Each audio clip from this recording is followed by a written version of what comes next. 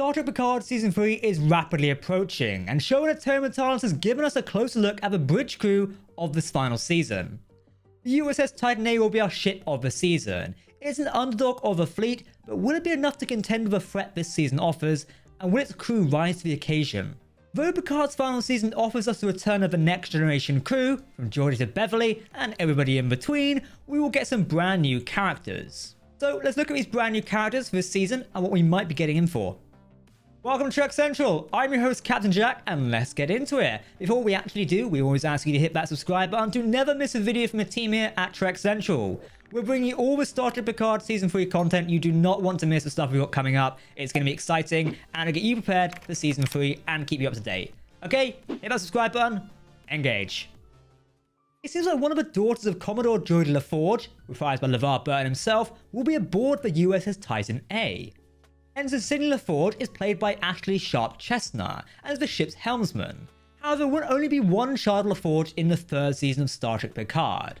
There is also Alondra La Forge, played by LeVar Burton's actual daughter, Mika Burton, who would become an engineer like her father, while Sidney wanted to fly ships instead. Now, what is really cool is that the first time we saw La Forge in The Next Generation aboard the USS Enterprise D, he was the helmsman.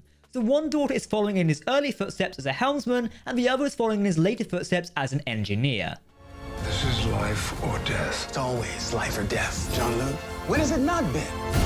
Now, this isn't the first time we've heard mentions of Sidney La Forge, as in the anti-time future in The Next Generation's All Good Things, Geordi had children with Leah Brahms. They were called Sidney, Alondra, and Brett La Forge.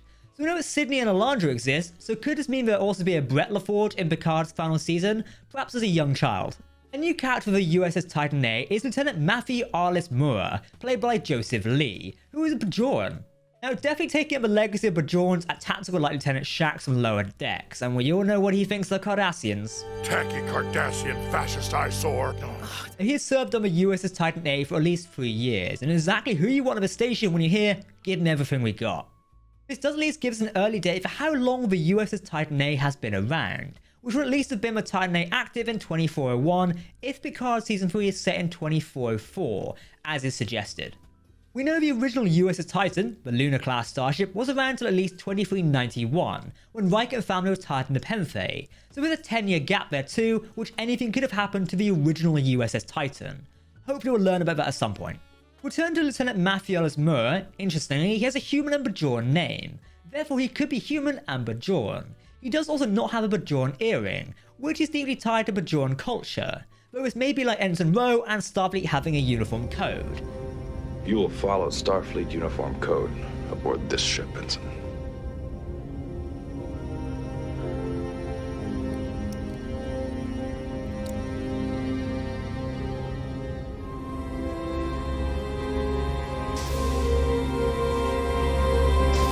However, with Lieutenant Singh, a Bajoran aboard the USS Stargazer, with an earring, it's more likely he doesn't follow a standard Bajoran religion, which is understandable and makes sense.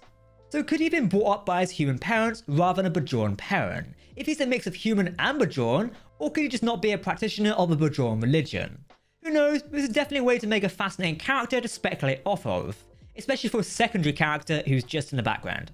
A Starfleet ship is nothing but a Vulcan science officer, and the Titan also has one. Lieutenant Tavine is played by Stephanie Chikowski. By the way, I try my best to pronounce that, but you can check it out down below. We'll stick it on screen as well. I think I got it right. Tchaikovsky. Now, she is the ship's science officer, and of course, you always want a Vulcan science officer. Apparently, several different Starfleet captains fought to have her on her crew, but Captain Liam Shaw won, and she is aboard the USS Titan A. In trailers, we have seen this character, and what is interesting is they seem to show some real emotion in certain situations, which is interesting because she's a Vulcan. But could this be a Vulcan who doesn't follow the standard logic of Vulcan society? It wouldn't be completely out of the ordinary, following people like Cybok, but with less of an evil religious army of light and actually still contributing to an organization like Starfleet. It's a possibility, okay? I know. Now perhaps this particular Vulcan just doesn't have a good handle on their emotions as other Vulcans do. Again, this follows on from Lieutenant Arliss, the Bajoran, showing us an alien species we've seen before, but making him diverse, something which Picard has done extremely well, showing that these species are not just monolithic, but have diversity to them as well. I saw some questions online asking if this was our first bold Vulcan. However, we have seen bold Vulcans most notably with numerous Vulcan priests in the TOS movies, and also Admiral Terrell in Discovery, you can see on screen now. We also got a Hallian helmsman of the U.S.S Stargazer with Ensign Kemi last season, and now we have a new Hallian communications officer with Ensign Kovi Rin Esmar, played by Jin Marley. Now, they graduated at the top of their class at Starfleet Academy and can speak over 72 alien languages, which is even more than Cadet Uhura could, only being fluent in 58 languages. 37. Okay, wow. With around 23 of them possibly being Earth-based languages. The Hallians are a telepathic species, though limited to person-to-person empathy, which I presume would help with communications. Whether as an ensign, Kova will crack under the pressure or rise the situation, we'll have to wait and see.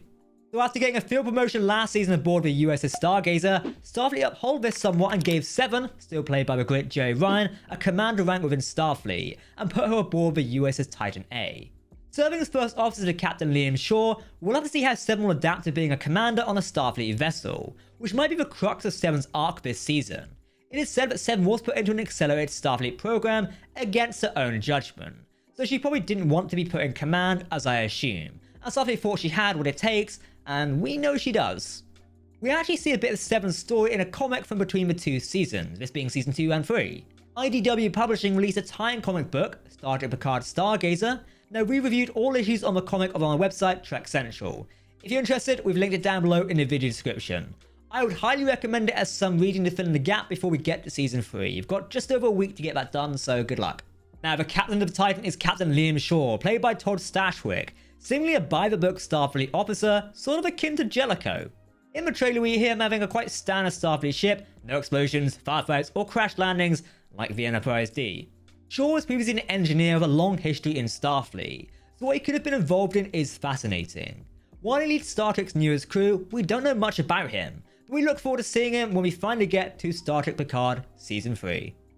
What could be interesting is if Liam Shaw was working on Utopia Planitia during the attack on Mars, and managed to escape the rogue Synth attack which killed 92,000 people and ignited the Martian atmosphere. We could see Shaw somewhat being hostile towards Admiral Picard, blaming him for the attack on Mars and Picard's Romulan relocation fleet. Or perhaps Captain Shaw was working during the Dominion War, and helping to repair and build ships to deal with the casualties against the Dominion. It would definitely be a great way to mention the Dominion War, and I have it as like a big impactful event as it was in the universe. We know certain characters haven't forgotten the Dominion War, so this could be a possibility. That is all we know of the crew of the U.S.S Titan A. Whether there are more characters we may meet aboard the ship, who knows? Be it a chief engineer or chief medical officer, or perhaps they'll die in a skirmish between the Titan and the villain ship, the Shrike, giving our characters like Beverly and Geordi something to do aboard the ship. We don't have long to find out, but what do you think of these new characters? Do any of these characters intrigue you, like a Bajoran called Matthew, or one of Geordi's daughters being at the helm? Let us know in the comment section below, and if you're looking forward to Season 3, we'll see you soon. Okay, so Star Trek Picard Season 3 will debut on February 16th, 2023 on Paramount Plus in the United States and on CTV's Sci-Fi Channel and Crave in Canada. However, this will also be available on Amazon Prime's video service for most international locations, including us here in the UK, the day after. For coverage of Star Trek Picard Season 3 from reviews, lore, and more, make sure to hit that subscribe button to never miss a video from the team here at Trek Central. You can also follow us on social media or join our community Discord server. But for now, I've been Captain Jack, thank you very much for watching, and I will see you very soon. Live long, prosper, my friends. Goodbye.